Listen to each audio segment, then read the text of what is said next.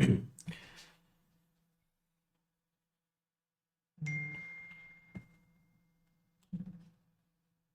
Arun, good morning good morning good morning. आ जाइए। Good morning good morning good morning. Hello hello hello. Good morning good morning good morning good morning. Hello. हाँ जी। Good morning good morning. चल, फटाफट आ जाओ and we will get started.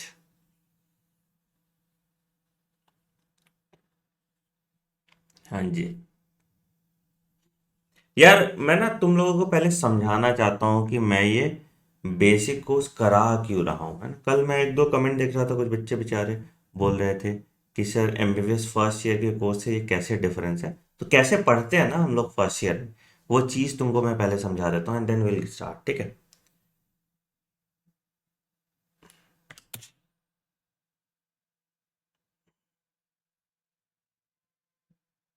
देखो, होता क्या है कि तुमने अभी एनसीईआरटी पढ़ी, ठीक है।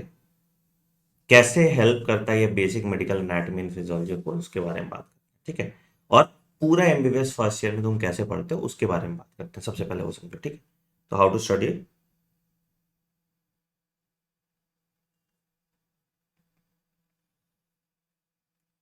फॉर,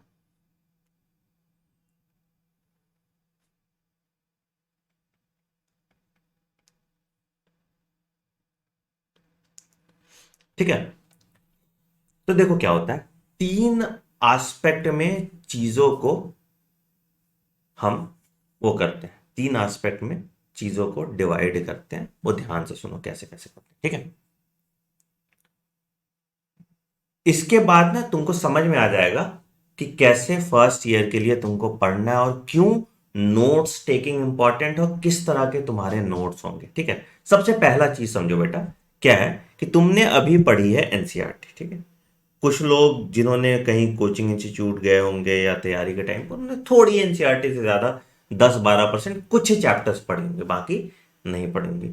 हम एनसीईआरटी से फिर क्या करते हैं, हम एक कोर्स बनाते हैं जिसको हम बोलते हैं basic medical anatomy and physiology. अब बोलोगे सर इसमें बायोकेमिस्ट्री तो है ही नहीं। आज जो आप पढ़ रहे हैं, जो केमिकल बेसिस ऑफ ऑर्गेनाइजेशन है या केमिकल लेवल ऑफ ऑर्गेनाइजेशन है या जो cellular level of organisation, that is essentially a part of biotechnology, sorry, biochemistry only, ठीक है। तो basic medical anatomy and physiology में जो आप पढ़ते हो, तो उसमें आप क्या कर रहे हो, पहले हमने पढ़ा इंट्रोडक्शन टू ह्यूमन बॉडी, जहां पे हम एनाटॉमिकल टर्मिनोलॉजी दे दिया, है ना। ये ऑलरेडी खत्म हो गया, ठीक है।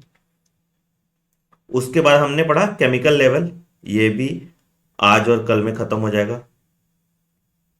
फिर हम देखेंगे सेल्यूलर लेवल, ये मुश्किल से मुश्किल 3 क्लास, ठीक है। फिर हम देखेंगे टिश्यू लेवल, और उसके बाद फिर हम 11 सिस्टम्स की बात करेंगे, जो तुम्हारे 11 सिस्टम, ठीक है। तो जब टिश्यू लेवल पढ़ रहे हो तो तुम्हारा एनाटॉमी ज्यादा आ जाएगा। जब 11 सिस्टम पढ़ रहे हो तो तुम्हारा एनाटॉमी फिजियोलॉजी दोनों कवर्ड है। और जब केमिकल और सेलुलर लेवल पढ़ रहे हो तो तुम्हारा बायोकेमिस्ट्री कवर्ड है, ठीक है। अब 11 सिस्टम्स के बाद फिर क्या हो जाएगा बेटा, यहां पे फिर तुम एम्ब्रियोलॉजी पढ़ोगे और जेनेटिक्स पढ़ो, जितना तुमको मेडिकल कॉलेज की जरूरत है। इस तरह से हम पूरा सिलेबस कंप्लीट करेंगे basic medical anatomy and physiology. और इससे क्या है कि तुम्हारे कन्फाइंड नोट्स बन गए, पूरे अच्छे नोट्स बन गए। और यहां से तुम्हारा लगभग 50%, जैसे मतलब अगर तुम मानोगे तो बायोकेमिस्ट्री का 20% सिलेबस कंप्लीट हो गया, ठीक है। एनाट का 50% सिलेबस कंप्लीट हो गया। और तुम फिजियो का लगभग 70% सिलेबस तुम्हारा, ज्यादातर मैकेनिज्म फिजियोलॉजी के यहीं पे खत्म हो जाते हैं, ठीक है। अच्छा, अब इसके बाद तुम पढ़ोगे एमबीबीएस फर्स्ट ईयर का कोर्स, एमबीबीएस प्रॉफ वन, ठीक है, या फर्स्ट ईयर का कोर्स, प्रोफेशनल एग्जाम कहते हैं इसलिए प्रॉफ वन कहते हैं। अब यहां पे तुम एनाटॉमी, फिजियोलॉजी और बायोकेमिस्ट्री, पूरा medical anatomy,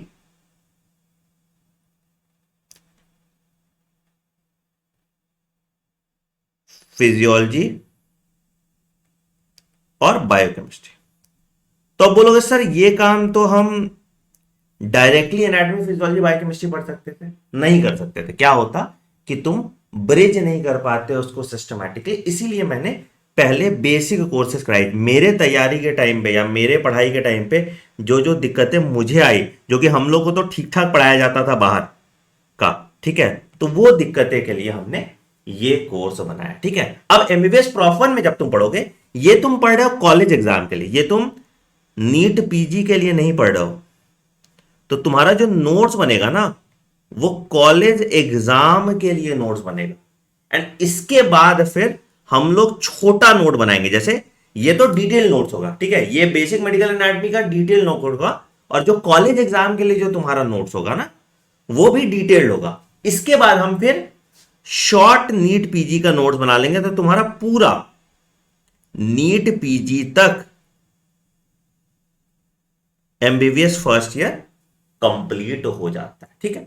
basic medical anatomy and physiology का जो है ये 150 आवर्स का लेक्चर होता है, ठीक है, ये 150 आवर्स में खत्म हो जाएगा, ठीक है। हम लोग बाय 15 सितंबर, बाय 15 सितंबर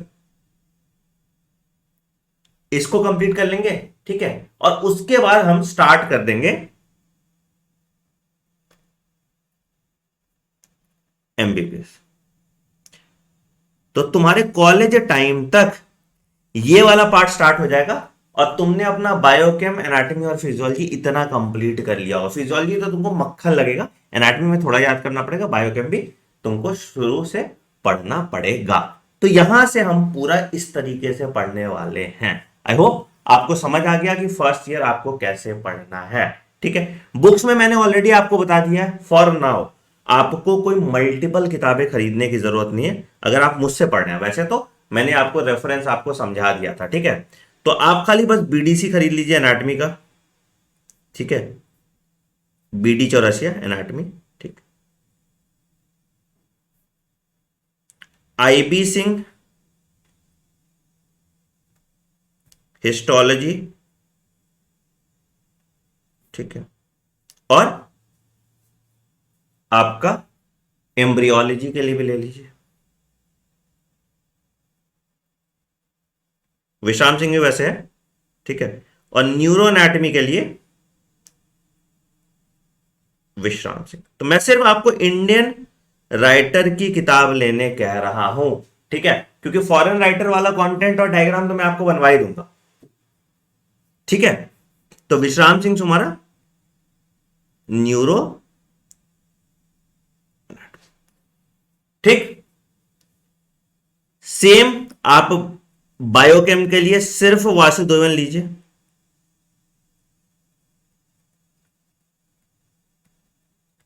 ठीक है, और फिजियो के लिए जीके पाल।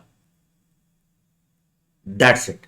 गाइटन के बेसिस पे ही नोट्स मैं तुमको बना कर दूंगा, हार्पर और लिपिनकोट के बेसिस पे नोट्स मैं तुमको बना दूंगा। तुम्हारा ये जो टाइम है इन रेफरेंस बुक को जो पढ़ने का टाइम है, वो पढ़ने का टाइम मैं तुमको बता दूंगा। और बिल्कुल पहले हम स्टेप 1 बेसिक्स करेंगे, ठीक है, स्टेप 2 कॉलेज एग्जाम के लिए पढ़ेंगे, और फिर तब जाके हम नीट पीजी के लिए पढ़ेंगे। जनरली आप जो भी प्लेटफॉर्म देखते हैं, बैरो, प्लेटर वगैरह ना, वो आपको सिर्फ नीट पीजी की पढ़ाते हैं, वो आप उससे आपको कॉन्सेप्ट समझ में आ जाएगा, बट आप एग्जाम पास नहीं कर पाओगे उससे। या तो उसके लिए आपको खुद से पढ़ना पड़ेगा, खुद के नोट्स बनाने पड़ेंगे, या ये सिस्टमैटिक तरीके से आपका काम करेगा। अब समझ में आ गया सबको कैसे पढ़ने वाले हैं एमबीबीएस फर्स्ट ईयर के लिए, हाँ या नहीं?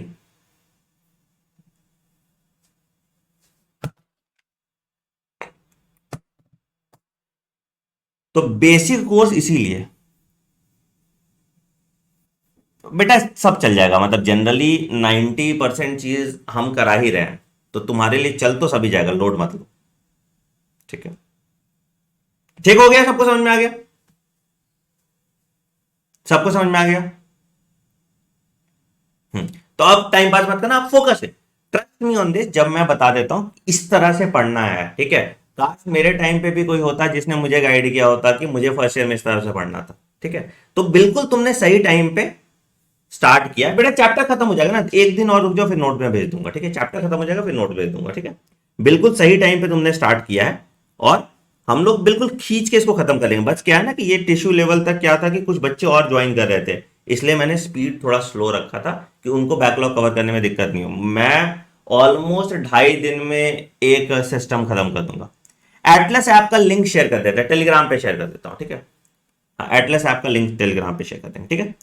तो लास्ट क्लास में हमने कहां तक पढ़ा था? हमने लास्ट क्लास में कहां तक पढ़ लिया था? हमने लास्ट क्लास में कोलेस्ट्रॉल, एसेंशियल फैटी एसिड देख लिया था। आज फॉस्फोलिपिड से स्टार्ट करते हैं। भेज देता हूं एटलस का लिंक।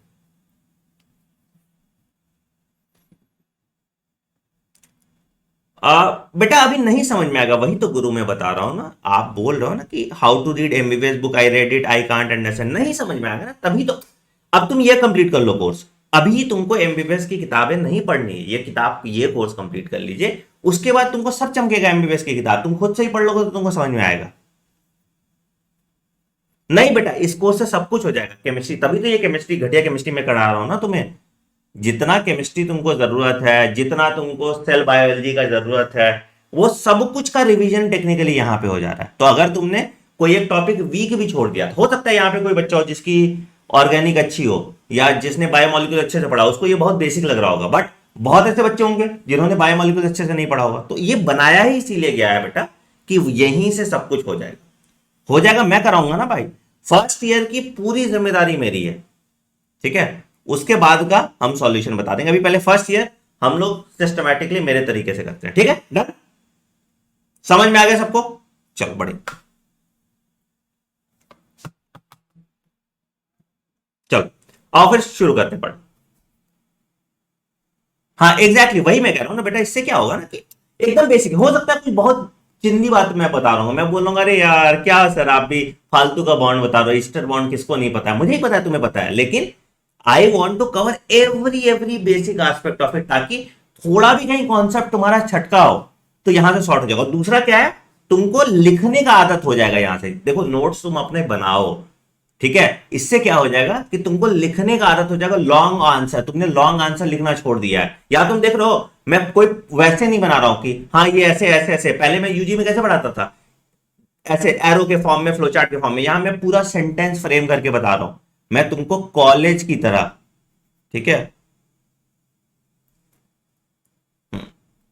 हाँ बेटा कोई जरूरत नहीं, कुछ नहीं लेना पड़ेगा फर्स्ट ईयर के लिए, फर्स्ट ईयर के लिए मैं यहां पे हूं, ठीक है। समझ आ गया सबको? एक बार थम्स अप दे दो एंड विल गेट स्टार्ट। समझ में आ गया सबको? एक बार थम्स अप दे दो एंड विल गेट स्टार्ट।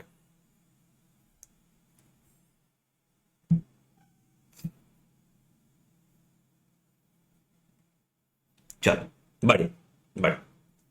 तो हमने ये तुम्हारे फैट देख लिया था, ट्राइग्लिसराइड देख लिया था, अब हम फॉस्फोलिपिड स्टार्ट।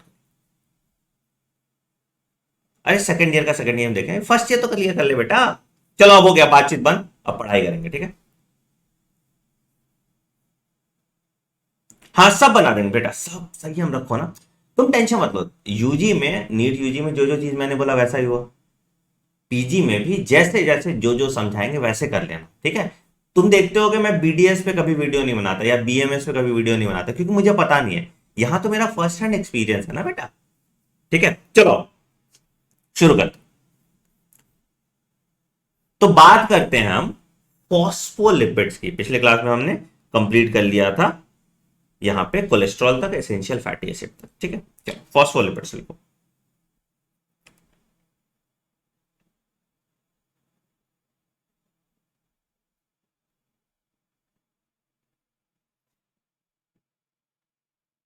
ठीक है, देखो क्या बोला मैंने, फॉस्फोलिपिड कैसे बनता है। ऑब्वियसली नाम समझ में आ रहा है, फॉस्फेट और लिपिड है, ठीक है। तो फॉस्फोलिपिड के पास भी ग्लिसरॉल का बैकबोन होता है। तो फॉस्फोलिपिड्स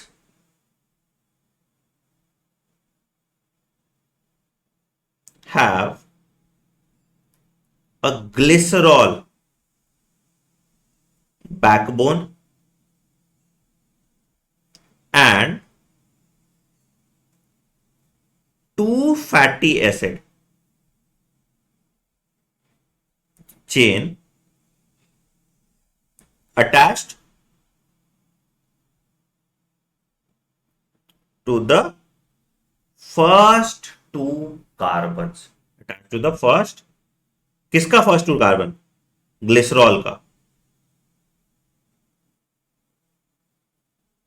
ठीक है.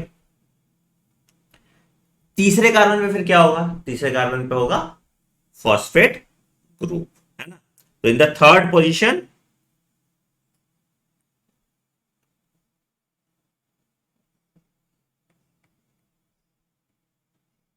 a phosphate group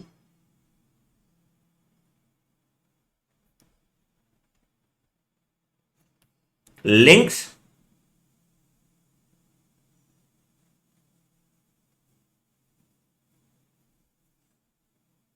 a small charged group that usually contain nitrogen to the backbone. दिखाता हूं स्ट्रक्चर. ठीक है. ठीक है. अब ये वाला जो पोर्शन है, कौन सा? ये वाला जो पोर्शन है, जो फॉस्फेट ग्रुप वाला पोर्शन है जिसके साथ नाइट्रोजन जुड़ा हुआ है, ये बनाता है तुम्हारा हेड ऑफ द फॉस्फोलिपिड. तो this forms the polar head, है ना. This forms the polar head. ठीक है. पोलर हेड, कोई दिक्कत? एंड ये हाइड्रोजन बॉन्ड बना सकता है वाटर मॉलिक्यूल के साथ and can form hydrogen bond with water molecule. तभी तो ये हाइड्रोफिलिक हेड कहते हैं इसको. पानी के साथ एफिनिटी शो करता है. तो फॉस्फोलिपिड में आपने देखा था ना, या सेल मेम्ब्रेन में आपने देखा था हाइड्रोफिलिक हेड था, हाइड्रोफोबिक टेल था, है ना. बिल्कुल सही बात. ठीक, अच्छी बात है, बहुत अच्छी बात. ठीक. अब उसके बाद क्या हो गया? उसके बाद द टू फैटी एसिड, जो फैटी एसिड था, द टू फैटी एसिड क्या करेगा? Are non polar.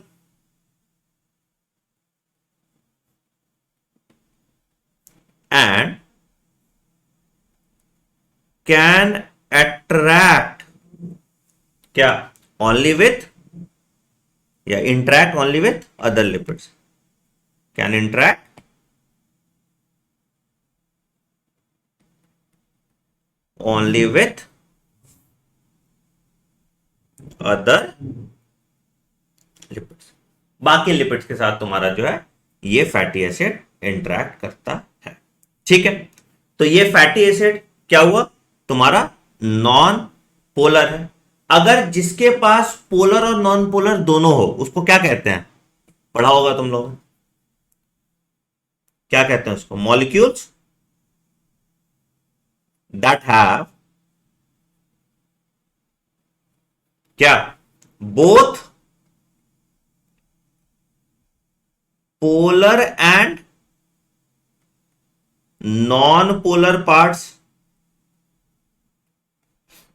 are said to be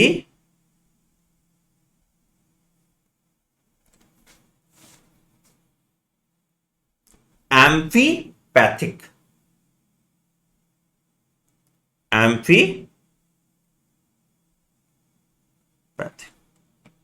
highlight कर लीजिए. ठीक है. तो जिसके पास पोलर और नॉन पोलर दोनों एंड है तो उसको हम कहते हैं एम्फी. ठीक है. तो अगर तुम सेल मेम्ब्रेन देखोगे जो आगे हम पढ़ेंगे, वो क्या चीज का बना होता है, वो लिपिड बाइलेयर का बना होता है which is made up of phospholipid. तो कुछ इस तरह का स्ट्रक्चर होता है कि तुम्हारा ये वाला जो गोल स्ट्रक्चर है, it will be your polar head, ठीक है। और इससे जो है तुम्हारा जो फैटी एसिड का चेन निकला है, ये तुम्हारा नॉन पोलर टेल हो जाएगा। तो ये तुम्हारा पोलर हेड होगा और ये तुम्हारा नॉन पोलर टेल, ठीक है। तो जो अरेंजमेंट होता है सेल मेम्ब्रेन में कुछ इस तरह से होता है, लिपिड बाइलेयर का बना हुआ है। तो ये तुम्हारा ऐसे और इधर से ऐसे, है ना, इस तरह से तुम्हारा सेल मेम्ब्रेन होता है। तो ये जो है तुम्हारा, ये पोलर हेड हो जाएगा, ये जो है तुम्हारा, ये पोलर हेड हो जाएगा, और ये बीच वाला जो तुम्हारा है, ये नॉन पोलर टेल हो जाएगा। पूरा स्ट्रक्चर जो है ये सेल मेम्ब्रेन का स्ट्रक्चर होता है।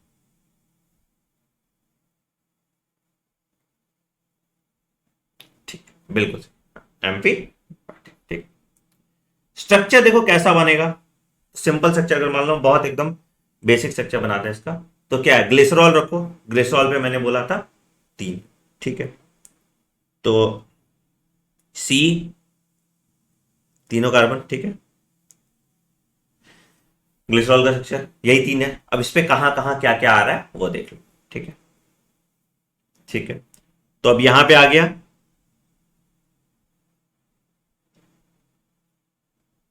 ठीक है, और यहां से आ गया आर, ये फैटी एसिड 1 है, पहला फैटी एसिड जो पोलर टेल बनाएगा, ठीक है। दूसरा यहां पे आ गया, ये भी आर बनाएगा, ये दूसरा फैटी एसिड का चेन बना देगा, है ना। और तीसरा वाले के साथ तुम्हारा जुटेगा फॉस्फेट, और फॉस्फेट के साथ जुटेगा एक नाइट्रोजन कंपाउंड, ठीक है। तो तीसरे वाले के साथ क्या हो गया, यहां पे H, यहां पे H, यहां पे O, और यहां पे जुट जाएगा फॉस्फेट।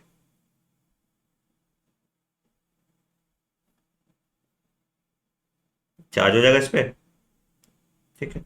और इससे फिर जुट जाएगा ये नाइट्रोजन जो हेड बनाएगा,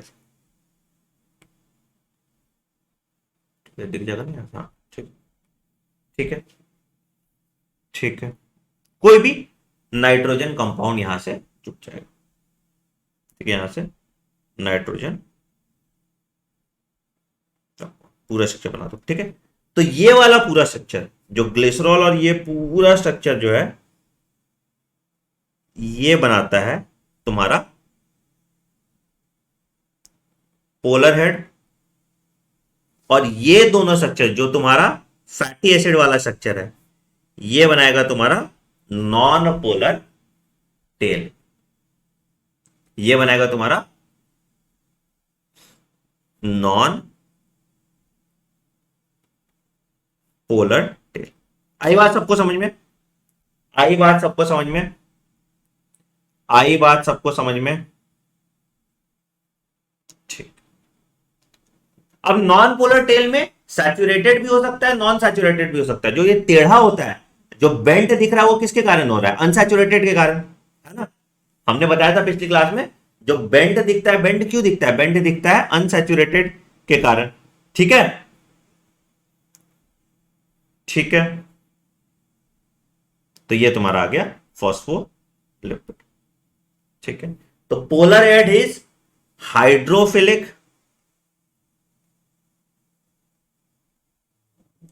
and non polar tail is hydrophobic.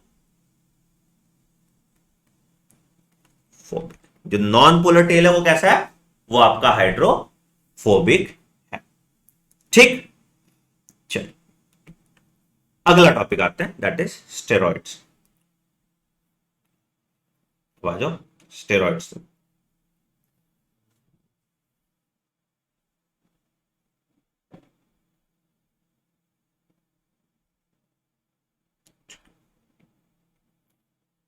Steroid कैसा होता है, तो इसके पास 4 रिंग कार्बन एटम्स होता है ना। तो steroids have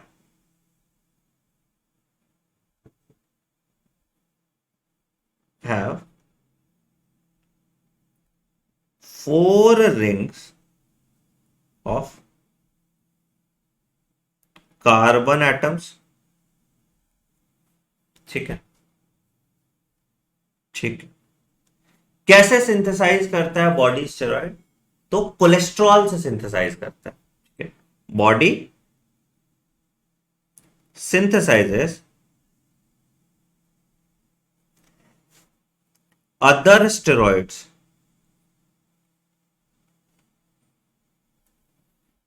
from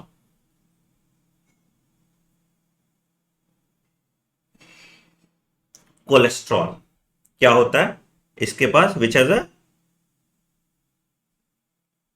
large non polar. अब देखो यहां पोलर नॉन पोलर पे बहुत ध्यान दिया गया, तभी जब तुम अगले क्लास में ट्रांसपोर्ट समझोगे तो तुमको समझ में आएगा कि इसका ट्रांसपोर्ट कैसे होगा, कहां कैरियर प्रोटीन लगेगा, कहां कैरियर प्रोटीन नहीं लगेगा। ठीक है, तो ये बात, इस पे बहुत ध्यान दिया। Large non polar region consisting of, अभी स्ट्रक्चर दिखाएंगे, 4 rings and a हाइड्रोकार्बन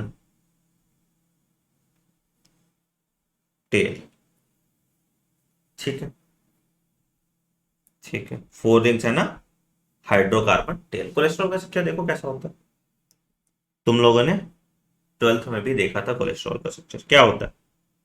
1 2 3 4 5 6।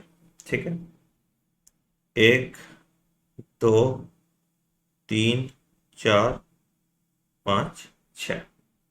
ठीक है, तो थोड़ा नीचे कर दो इधर की तरफ। ठीक, 1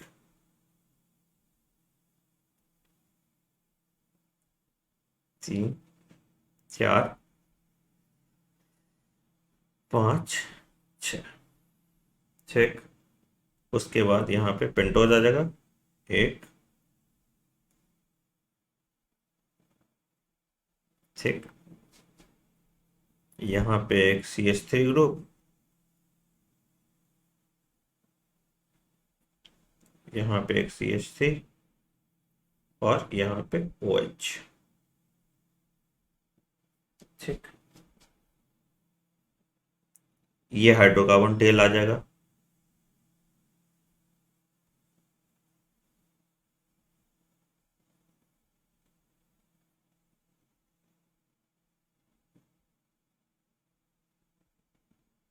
और तो कितना, 4 रिंग हुआ।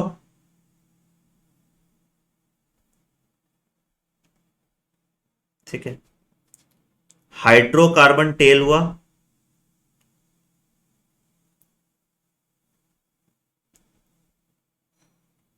और ये तुम्हारा जो हो गया हाइड्रोक्सिल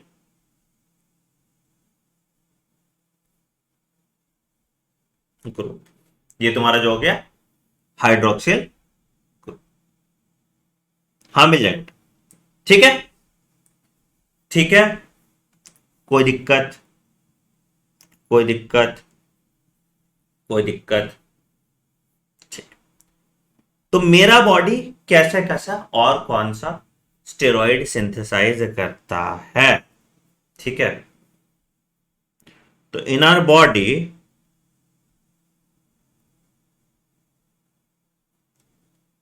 the commonly encountered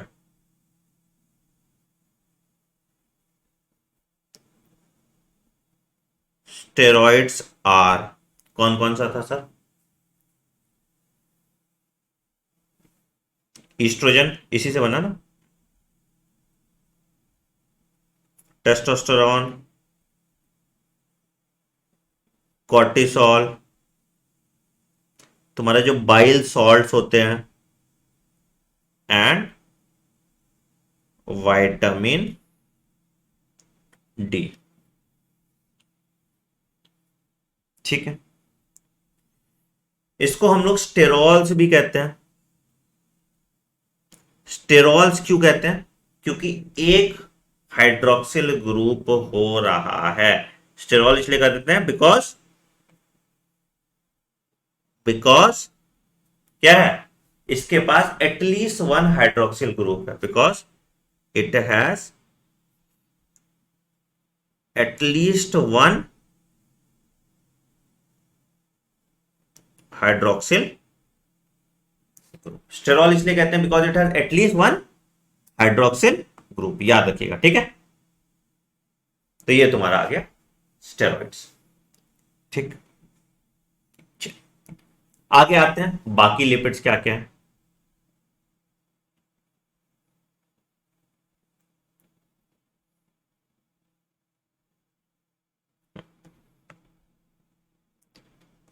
ठीक, ठीक। अदर लिपिड्स में आ जाएगा तुम्हारा जो हम लोग पढ़ते हैं, eco सैनोइड्स।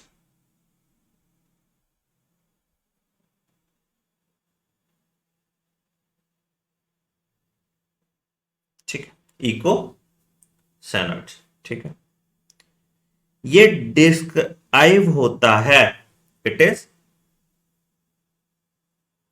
Are derived from a 20 carbon fatty acid. नाम बताएगा क्या? अगर तुमने किसी कोचिंग इंस्टीट्यूट में पढ़ाया तो ये तुमको ऑलरेडी पढ़ाते हैं। क्या होता है? अराकीडोनिक एसिड, है ना। पाल्मिटिक 16, है ना। स्टीयरिक 18, अराकीडोनिक 20, है ना। ये हमने पढ़ाया है पहले से। ठीक है, और इसका दे हैव टू प्रिंसिपल सब क्लासेस। कौन कौन सा सब क्लास था सर? पहला है, इसको हम कहते हैं प्रोस्टाग्लैंडिन। हाँ, ठीक है। और दूसरा है ल्यूकोटेरीन्स। तो प्रोस्टाग्लैंडिन्स आपने थोड़ा बहुत जानते थे, प्रोस्टाग्लैंडिन्स क्या क्या काम करता था? इंफ्लेमेटरी रिस्पॉन्स में काम आता था, है ना। प्रोस्टाग्लैंडिन्स आपका बॉडी के रिपेयर में बहुत ज्यादा हेल्प करता था। अल्सर फॉर्मेशन आपके बॉडी से प्रिवेंट करता था, है ना। तो सब क्लासेस में प्रोस्टाग्लैंडिन का फंक्शन लिख लेते हैं अलग अलग करके। ठीक है, तो यहां पे आ जाओ, पहला प्रोस्टाग्लैंडिन कर लो। ठीक है, क्या है? Modify response to hormones.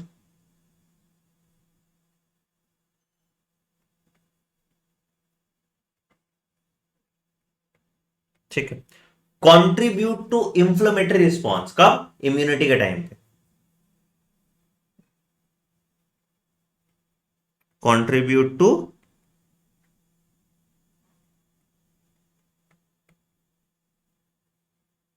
Response. ठीक है, स्टमक अल्सर बनाने से रोकता है क्या? अगर काफी ज्यादा स्टमक एसिडिक है तो क्या होगा, एससीएल उस पर एक्ट करेगा और अल्सर फॉर्मेशन करेगा, उसको प्रिवेंट करता है, प्रिवेंट्स।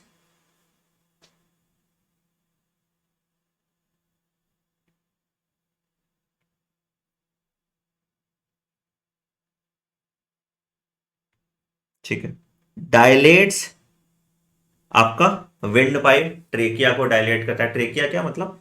ब्रोंकियोल्स वगैरह सबको भी डायलेट करता है, लंग के पाथवे को इंक्रीज करने के लिए। तो डायलेट्स एयरवे टू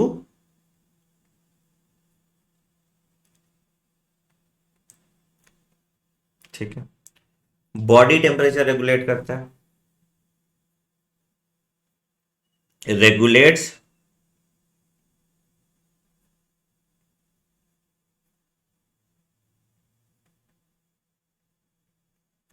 है ना। एंड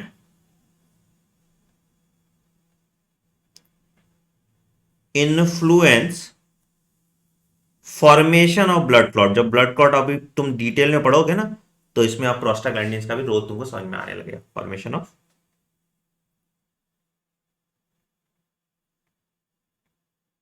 ठीक है, तो ये तुम्हारा रोल होता है प्रोस्टाग्लैंडिन्स का। ठीक है, जो दूसरा था वो क्या था sir? ल्यूकोट्रीन्स।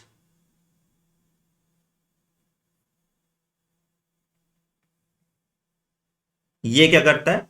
It participates in allergic and inflammatory responses. Participates in allergic and inflammatory.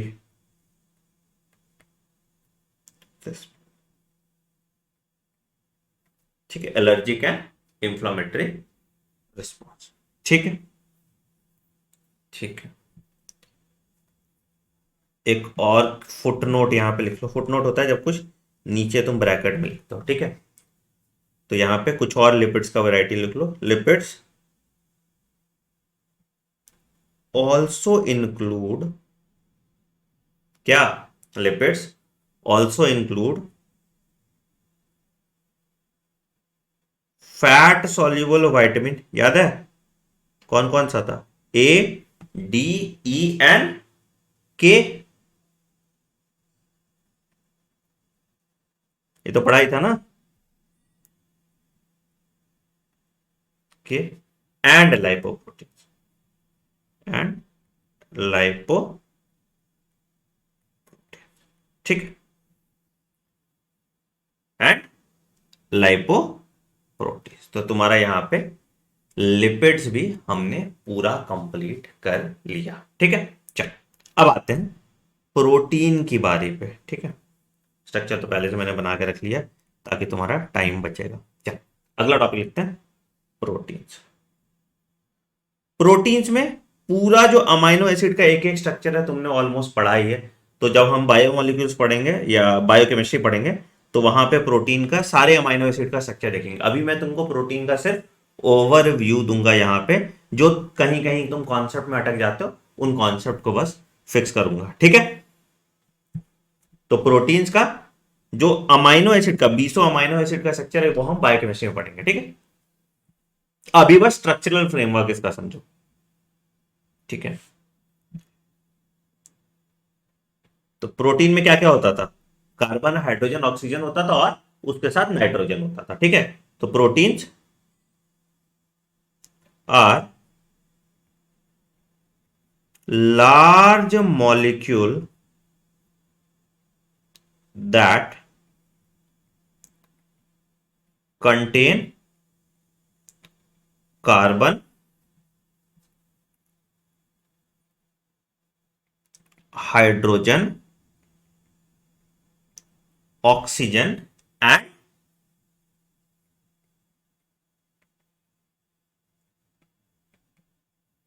Nitrogen. Carbon, hydrogen, oxygen और नाइट्रोजन। ठीक है, लगभग जो आपका बॉडी मास है उसका 12 से 18% जो होता है वो प्रोटीन होता है। तो forms 12 to 18% of lean body mass. ठीक है, और क्या क्या फंक्शन है? रिस्पॉन्सिबल फॉर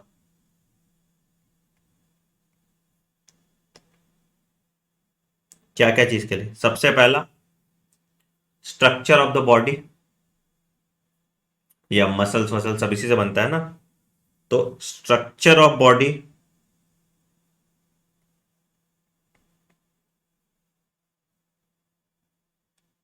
ठीक है। इंजाइमेटिक एक्शन, जितने इंजाइम्स है वो सब प्रोटीन है, टर्शरी प्रोटीन। ठीक है, फिर उसके बाद मोटर मूवमेंट के लिए सारे प्रोटीन ही है ना। आपने एक्टिन देखा था, मायोसिन देखा था, है ना। तो motors to drive muscles,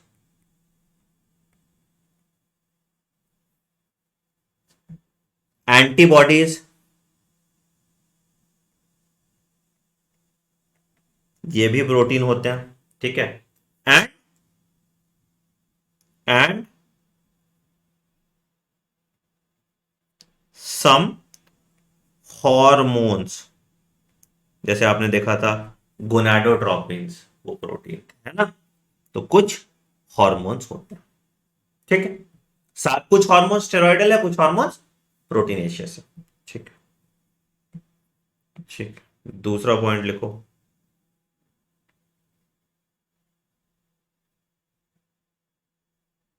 acid and poly, तो अगर तुम अमाइनो एसिड का स्ट्रक्चर देखोगे, अमाइनो एसिड का स्ट्रक्चर तुमने ऑलरेडी बनाया हुआ था, ठीक है। तो the monomers of protein are amino acids. कितने different types of amino acid होते हैं? 20 different types of amino acid, है ना। हाँ बिल्कुल, 20,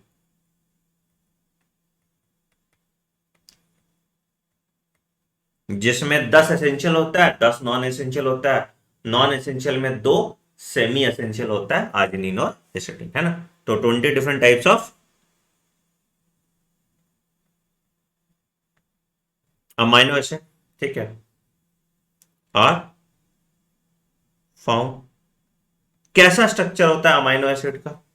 तो एक सेंट्रल सब्स्टिट्यूटेड मीथेन कहते थे, है ना, सी था। यहां पे एक NH2 ग्रुप, यहां पे एक हाइड्रोजन, यहां पे एक COH, और यहां पे एक फंक्शनल ग्रुप R, जो चेंज होते रहता था, है ना।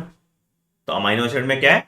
It is a substituted methane, तो ये अमाइनो ग्रुप है,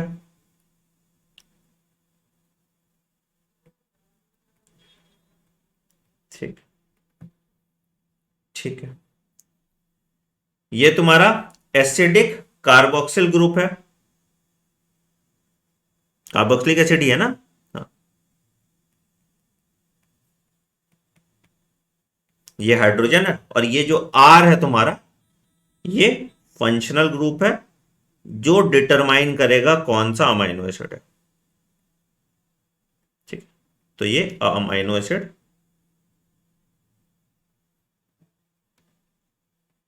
यही स्ट्रक्चर एक टिपिकल अमाइनो एसिड का, ठीक है सर। ठीक है, बहुत अच्छी बात। अब अगर अमाइनो एसिड आपस में जुड़ते हैं तो क्या बनाते हैं? पेप्टाइड बॉन्ड, है ना। तो each pair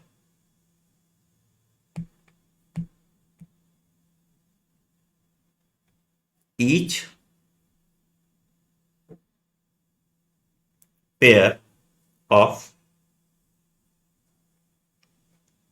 amino acid is a,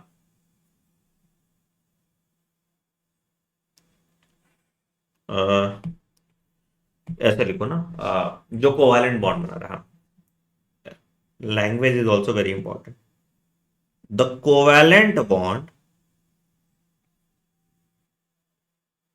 joining each pair of amino acid is a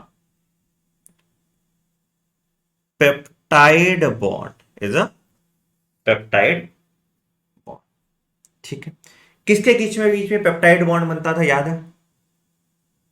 किसके किसके बीच में पेप्टाइड बॉन्ड बनता था, याद है? हाँ बेटा, सारा स्ट्रक्चर याद करना पड़ेगा। तो it is formed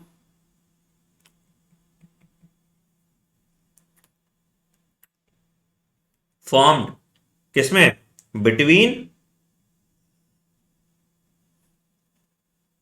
the carbon of COH group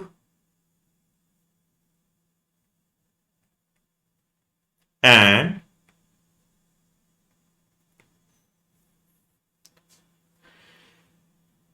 a COH group of one amino acid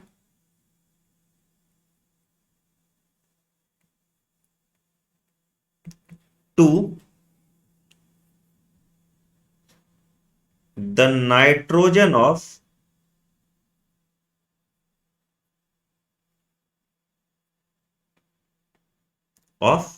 other amino acid।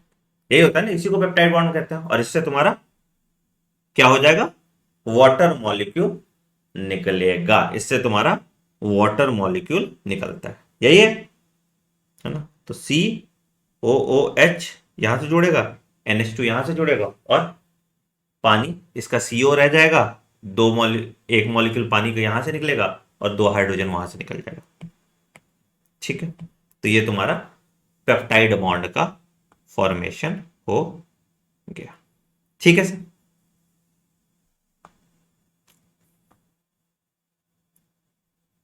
कोई दिक्कत? अगर स्ट्रक्चर बनाना है तो बना लो। अगर मान लो कि मैंने कोई दो मॉलिक्यूल ले लिया, let's say glycine, simplest amino acid आप लोगों ने पढ़ा होगा ऑलरेडी। तो मान लो कि मैंने ग्लाइसिन का बना लिया। ठीक है, ग्लाइसिन में क्या था, फंक्शनल ग्रुप में H ही रहता था। तो यहाँ NH2, ठीक है, और यहाँ पे C डबल बॉन्ड O और OH। ठीक है,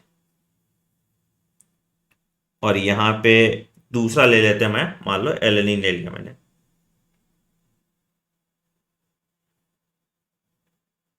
दूसरा मैंने एलेनिन ले लिया। ठीक है, तो एलेनिन में क्या था, फंक्शनल ग्रुप तुम्हारा CH3 लगता था। C,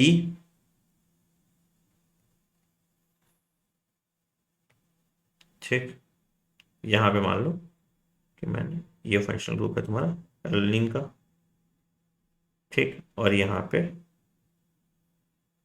N, यहाँ पे H और यहाँ पे H और ये भी H। ठीक, तो यहां से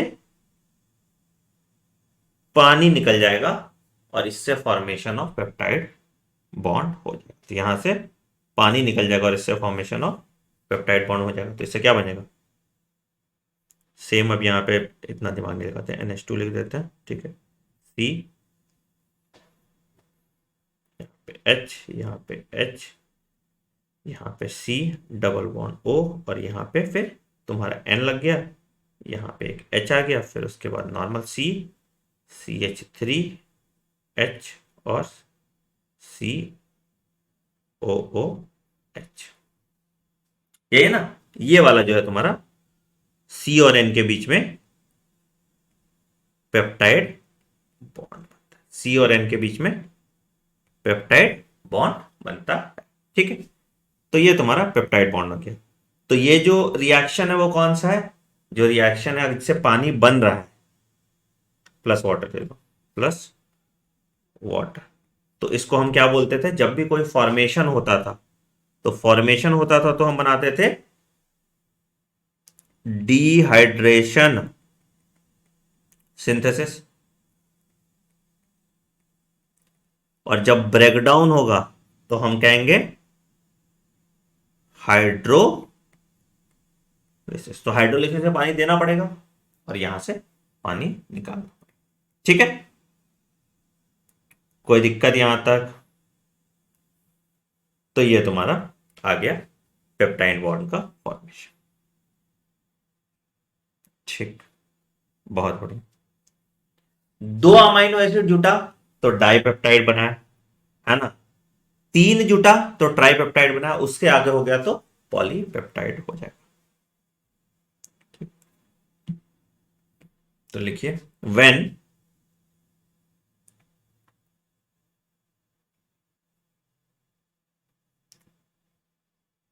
two amino acid combine a dipeptide is ठीक है, एक और अमीनो एसिड ऐड कर लिए तो टाइपेप्टाइड हो जाएगा। ठीक है, और अमीनो एसिड होगा तो चेन बनेगा, जिसको हम पॉलीपेप्टाइड चेन कहते हैं। ठीक है, addition of more amino acid Leeds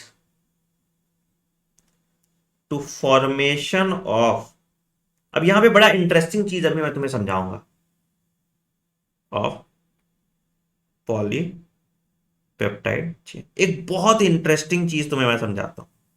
ठीक है, पॉलीपेप्टाइड चेन बनता रहेगा। ठीक है, अब एक चीज समझो, बहुत जो प्रोटीन होते हैं उसमें खूब सारा मॉलिक्यूल है। ठीक है, हमको ये पता है कि लार्जर प्रोटीन जो है मेरे पास है several hundred of amino acid.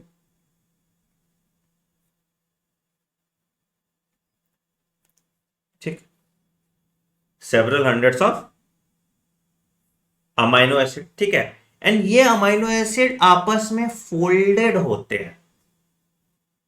ठीक है, ये अमाइनो एसिड आपस में फोल्डेड होते हैं। क्यों होते हैं, इसका कोई रीजन समझाना मुझे।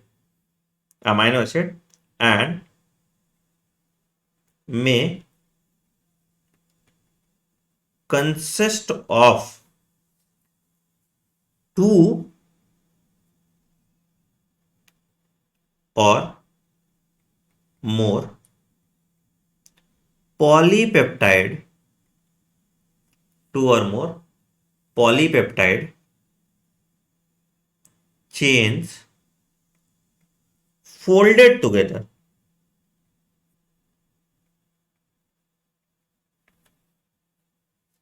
ये क्यों होता है, ये क्यों होता है, ये क्यों होता है?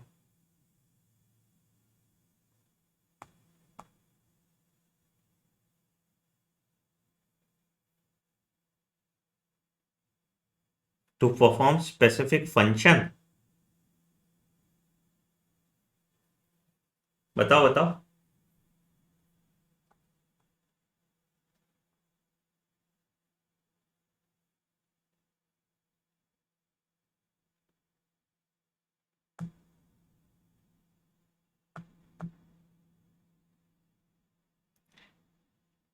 बेसिकली होता क्या है ना, समझो क्यों होता है। ये वाई फोल्डेड, ठीक है, वाई फोल्डेड, इसका कारण समझो। एक पॉइंट यहां पे एक पॉइंट लिखो यहां पे, ऐड करो, stability to become biologically active. देखो क्या होता है, देखो देखो क्या होता है कि कुछ सम पार्ट्स, ध्यान से सुनो, some parts of a polypeptide are attracted to water. ठीक है, दैट इज हाइड्रोफिलिक है ये। ठीक, and other parts are repel to it. होता है ना, कुछ पार्ट जो पॉलीपेप्टाइड का है, ऐसे तो चलो ये हाइड्रोफिलिक इन नेचर हो गया, बट कुछ पार्ट ये, हाँ बिल्कुल रिपेल टू इट, तो ये हाइड्रोफोबिक होगा। ठीक है, तो अगर अगर अगर अगर प्रोटीन कहां रह रहा है, एक्वस इन्वायरमेंट में रह रहा है, तुम्हारा जितना भी प्रोटीन है वो एक्वस इन्वायरमेंट में रह रहा है। ठीक है, तो एक पॉइंट यहां लिखो कि because most proteins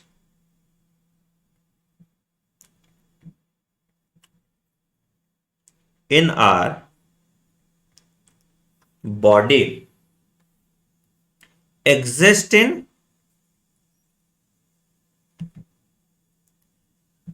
watery surrounding। तो पानी से दुश्मनी से तो काम नहीं चलेगा इसको। तो the folding process occurs, the folding process occurs in such a way, क्या क्या बाहर की तरफ होगा? हाइड्रोफिलिक वाला बाहर की तरफ होगा और हाइड्रोफोबिक वाला अंदर की तरफ होगा, ताकि वो बच जाए हाइड्रो एक्वस एनवायरमेंट से, है ना। तो the folding process occurs in such a way, क्या कैसे इसको लिखे, process occurs in such a way that most amino acid, most amino acid with hydrophobic side chain, हाँ हाइड्रोफोबिक साइड चेन क्या हो जाएगा, वो अंदर की तरफ हो जाएगा। Chains are placed in the central core, अंदर की तरफ, ठीक है, away from the protein surface.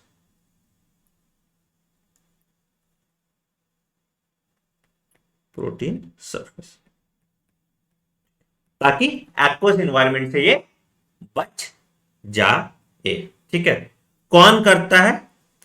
कुछ हेल्पर मॉलिक्यूल्स होते हैं जिसको चैपॉन्स कहते हैं, चैपेरोन्स, हेल्पर मॉलिक्यूल्स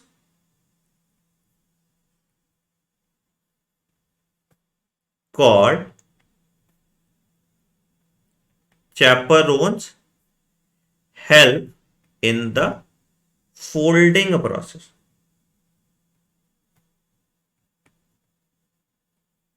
ठीक है। ये बड़ा इंपॉर्टेंट पॉइंट है ना, इसीलिए फोल्डेड प्रोटीन आपको दिखता है, ठीक।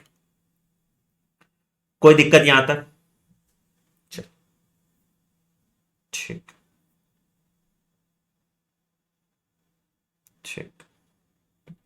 अब आ जाओ, टाइप्स ऑफ प्रोटीन देखते हैं, या structure of level of structure organisation in protein.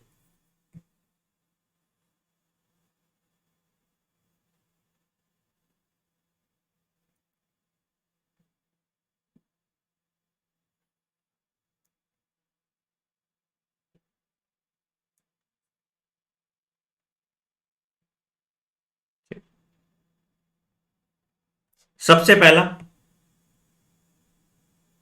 That is primary structure, आपने ये पढ़ा हुआ है तो।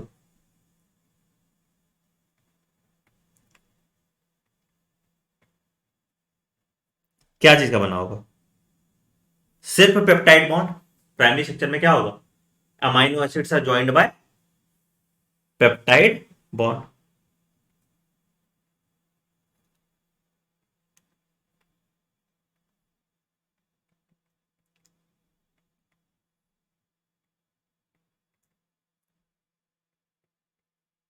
ठीक है। अब यहां पे देखो, अब यहां पे देखो कि अगर इसका प्राइमरी स्ट्रक्चर में थोड़ा चेंज आ जाता है, एक बहुत इसका क्लिनिकल कोरिलेशन लिख लो, कहीं भी हम लोग जब कुछ मेडिकल टर्म पढ़ेंगे तो वहां पे इसके ब्रैकेट में डाल देंगे इसका क्लिनिकल कोरिलेशन। तुम लोगों ने पढ़ा होगा सिकल सेल एनीमिया के बारे में, ठीक है, बट बहुत कम लोगों को पता होगा एक्चुअली सिकल सेल एनीमिया में क्यों आरबीसी सिकल शेप्ड का हो जाता है। तो यहां पे लिखो कि a proteins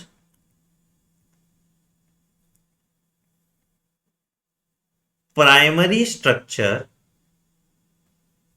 is genetically determined, ठीक है। Any change in this structure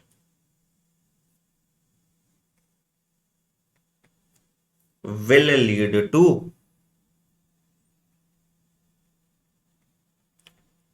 serious consequence, जैसे एग्जाम्पल लिखो तुम सिकल सेल एनीमिया। तो सिकल सेल एनीमिया में क्या होता है, आपने पढ़ा था, पॉइंट म्यूटेशन होता था। तो यहां क्या हो जाता है, glutamic acid is replaced by valine. Glutamic acid is replaced by valine, कहां पे, on the sixth position of beta globin chain, on the sixth position of beta globin chain. तो इससे होता क्या है, इससे होता क्या है, इससे होता क्या है, वैलिन पोलर है या नॉन पोलर है। तो यहां पे देखो, जो वैलिन है इट इज नॉन पोलर, ठीक है, and it replaces glutamic acid, जो एसिड है तो अगेन यहां पे पोलर हो गया, ठीक है, ठीक है। तो यहां पे क्या होता है, हीमोग्लोबिन की वाटर सॉल्युबिलिटी कम हो जाती है, तो this diminishes the water solubility.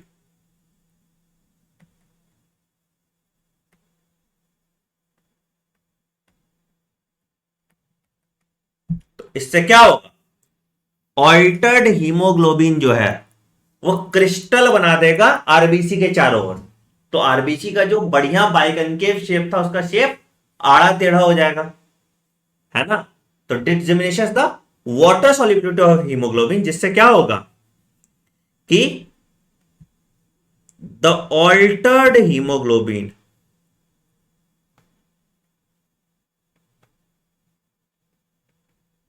forms crystals inside RBC, producing क्या, सिकल शेप्ड सेल्स, डिफॉर्म्ड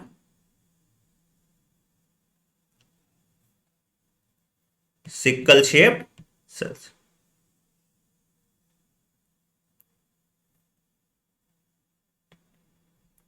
ठीक है।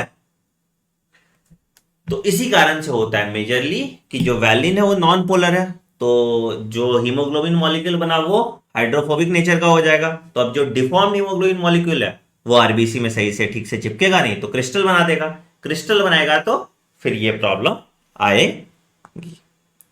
क्लियर है, क्लियर है, क्लियर है। तो ये तुम्हारा प्राइमरी स्ट्रक्चर हो गया। दूसरा आता है sir secondary structure.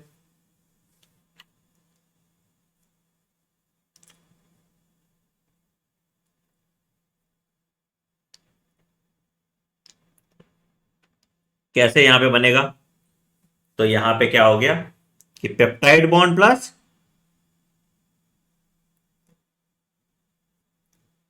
Hydrogen bond, ठीक है। यहां पे दो तरह का स्ट्रक्चर बनता था,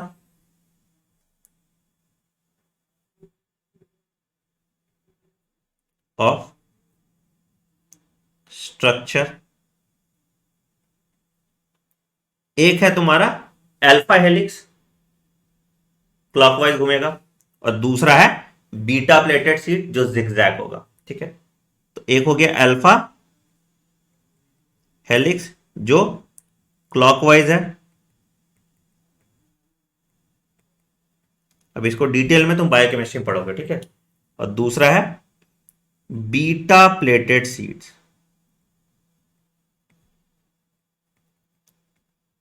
ठीक है। तो ये तुम्हारा जिगजैग होता है, ठीक, ठीक। हाइड्रोजन बॉन्ड क्या करता है? It provides stability. तो सेकेंडरी स्ट्रक्चर ज्यादा स्टेबल होगा as compare to primary structure. हाँ कर सकते हो बेटा, ठीक है। तो provides stability and it provides stability, ठीक है। तो सेकेंडरी स्ट्रक्चर यही हो गया। फिर टर्शरी स्ट्रक्चर में क्या आ जाता था?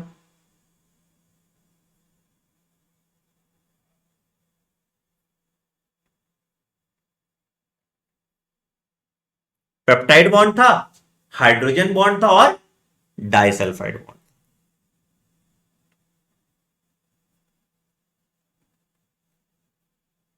Plus hydrogen bond plus disulphide bond, ठीक है। इन सब में से स्ट्रॉन्गेस्ट बॉन्ड कौन सा है? This is the strongest bond in सब में से। तो टर्शरी स्ट्रक्चर सबसे ज्यादा स्टेबल होगा इन सब में से। टर्शरी स्ट्रक्चर सबसे ज्यादा स्टेबल होगा इन सब में से, ठीक है। ठीक है सर, ठीक है सर। तो ये तुम्हारा टर्शरी स्ट्रक्चर, जितने एंजाइम्स होते हैं ज्यादातर आपका ऐसा ही होता है, ठीक है। चौथा होता है सर क्वाटरनरी स्ट्रक्चर।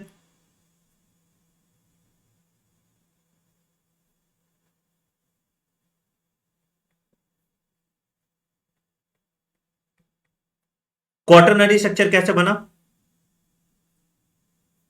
अगर एक से ज्यादा पॉलीपेप्टाइड बॉन्ड है ना, ठीक है। तो अगर प्रोटीन्स मोर देन वन पॉलीपेप्टाइड चेन है तो वो जुटेंगे आपस में क्वाटरनरी स्ट्रक्चर से, है ना। तो proteins containing more than one polypeptide chain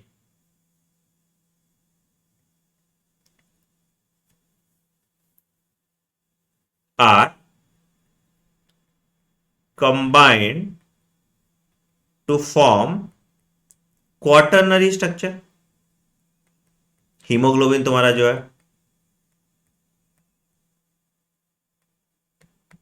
ठीक है। तो ये तुम्हारा क्वाटरनरी स्ट्रक्चर बनाएगा, ठीक। कोई दिक्कत यहां तक? कोई दिक्कत यहां तक? अच्छा, अब यहां पे स्ट्रक्चर तुम्हारा प्रोटीन का, तो यहां देखो पेप्टाइड बॉन्ड से बना तो तुम्हारा प्राइमरी स्ट्रक्चर हो गया, ठीक है।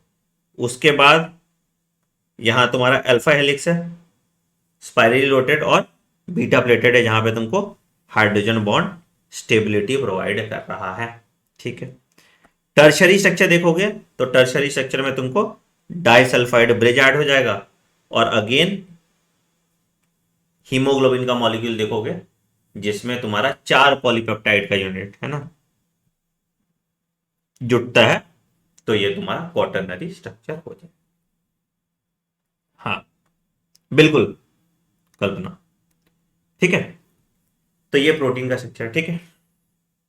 अच्छा, अगर प्रोटीन का स्ट्रक्चर टूट जाता है तो प्रोटीन डी नेचर हो जाता है। तो प्रोटीन के साथ दो दिक्कत है कि हमको होम्योस्टेसिस मेंटेन करके रखना पड़ेगा अगर हमको प्रोटीन का काम कराना है तो। कम टेम्परेचर पे प्रोटीन क्या हो जाता है? इनएक्टिवेट हो जाता है। ज्यादा टेम्परेचर पे प्रोटीन क्या हो जाता है? इसका स्ट्रक्चर टूट जाता है तो डी नेचर कर जाता है। अगर डी नेचर कर गया प्रोटीन तो प्रोटीन का जो भी एक्टिविटी है वो एक्टिविटी नहीं होता है, ठीक है। प्रोटीन का जो भी एक्टिविटी वो एक्टिविटी नहीं होता है। कोई दिक्कत यहां तक? अच्छा आज कर देते हैं, आज पूरा नोट शेयर कर। यहां तक कोई दिक्कत है किसी को भी? किसी को भी कुछ ऐसा जो समझ नहीं आया तो बताओ।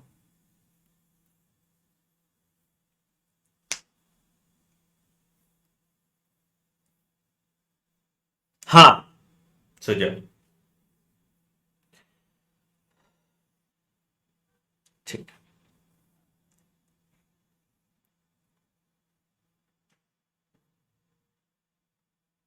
अभी नोट शेयर कर देता हूँ, नोट शेयर कर देता हूँ, ठीक है। अब एक बचा बस, एंजाइम बचा तुम्हारा, न्यूक्लिक एसिड बचा और एटीपी का एक स्ट्रक्चर है, आई थिंक एक क्लास में खत्म हो जाएगा। वेरी करेगा बेटा एंटीबॉडी। ये पार्ट अब तुम पूरा डिटेल में बायोकेमिस्ट्री में टेक्निकली तुम दो चैप्टर पढ़ते हो, एक केमिकल बेसिस पूरा, कार्बोहाइड्रेट का एक चैप्टर रहेगा, लिपिड का एक चैप्टर रहेगा। मैंने तुमको पूरा एक बेस समझा दिया, इससे अब तुम्हारा फाउंडेशन बन गया। अब इसके ऊपर हम बिल्ड करेंगे, तो कार्बोहाइड्रेट पूरा पढ़ेंगे, लिपिड पूरा पढ़ेंगे, प्रोटीन पूरा पढ़ेंगे, एक एक स्ट्रक्चर अमीनो एसिड का पढ़ेंगे, यही तो पढ़ना है ना। हाँ, सिकल सेल एनीमिया में क्या हुआ ना बेटा, देखो क्या हुआ कि अगर मान लो कि जो हीमोग्लोबिन मॉलिक्यूल बना वो हाइड्रोफिलिक इन नेचर रहता, तो क्या होता, पानी से प्यार, पानी में डिसॉल्व कर जाता, कोई दिक्कत नहीं होता, तो आरबीसी का स्ट्रक्चर यूनिफॉर्म रहता। अब जो हीमोग्लोबिन मॉलिक्यूल बना वो क्या हुआ, वो क्या हुआ, वो वैलिन की वजह से नॉन पोलर इन नेचर हो गया, तो अब वो डिसॉल्व नहीं कर रहा, डिसॉल्व नहीं कर रहा तो क्रिस्टल बन गया, तो आरबीसी के चारों ओर वो क्रिस्टल छिटकने लगा, तो उसका शेप खराब हो गया। शेप खराब हुआ तो कैपिलरी से जो स्क्वीज कर पाता था बाइकनकेव होने की वजह से, वो स्क्वीज नहीं कर पा रहा है, कहीं अटक जा रहा है, कहीं फंस जा रहा है, तो this cause sickle cell anaemia. ठीक है, चलो तो डन। अगली क्लास में हम फिर ये चैप्टर खत्म कर देंगे और दो क्लास और लगेगा सेलुलर बेसिस का। तो इस वीक देखो क्या है कि मतलब generally Monday to Thursday class होती है, बट तुम्हारा हम थर्सडे फ्राइडे भी लेके सेलुलर बेसिस भी इस वीक खत्म कर देंगे। फिर अगले वीक से तुम्हारा प्रॉपर टिश्यू फिर सिस्टम स्टार्ट हो जाएगा। ठीक है, एक्चुअली मैं एक दो दिन और डिले कर रहा था कि रोज ना लगभग 300-400 बच्चे इनरोल हो रहे हैं इस कोर्स में, अब बेचारे का बहुत ज्यादा बैकलॉग हो जाएगा, तो मैं साथ खींच देना चाहता हूँ, तो उनके भलाई के लिए थोड़ा स्लो किया हुआ, नहीं तो 3-3 घंटे में आराम से खत्म हो जाए, मतलब 15 सितंबर तक एनी हाउ तुम्हारा सारा सिलेबस खत्म हो जाएगा। ठीक है, चलो मिलते हैं ब्रेक के बाद, take care, bye bye, have a great day.